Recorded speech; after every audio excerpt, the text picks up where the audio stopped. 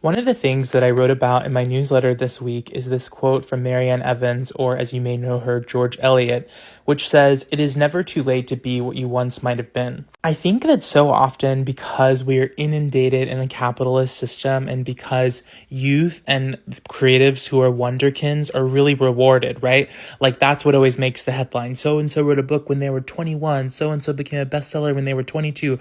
But the vast majority of people in creative fields don't make it until after months, years, decades and decades and decades and decades of trying.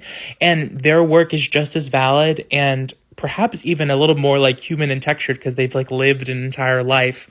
And so my point is that it is never too late to start doing something that you want to do. And I think in America and in the West, often there's this sense that if you have a hobby, you have to monetize it, or if you have a hobby, you have to like professionally do it. But you can also just do things because you like enjoy them. You can paint without having to like start an Etsy store and like start selling your paintings. You can write without wanting to like be a New York Times bestselling author. You can just write because it brings you joy. You can write stories because it's fun. You can write fan fiction because you enjoy creating worlds.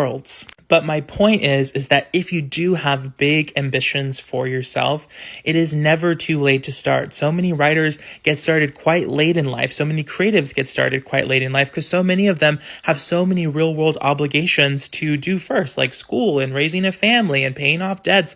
And they don't have enough time to devote to their creativity to perhaps be a wonderkind. There is a lot of talk, especially in the music industry, about who gets to actually be a musician because it's such a time-intensive endeavor. And a lot of times the people that actually have the time and space to practice and afford the equipment and have the years of training are people that are from wealthy families.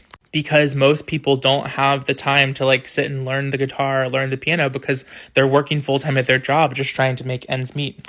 My point is just like forgive yourself, allow yourself to show up however you are, allow yourself to be enough however you are, and just know that it's never too late for you. You could start today and be an expert in 10 years. Maybe you're 30, maybe you're 40, maybe you're 50, maybe you're 60, maybe you're 70, maybe you're starting when you're literally 70 years old. If you really started today and allowed yourself to 3 or 4 times a week practice and do what it is you want to do, whether it's ice skating or painting or cooking or whatever it might be, in a few years you'll be an expert. There is a myth that like if you missed the window in childhood, it's too late for you to try something. And that's just simply not true, my loves.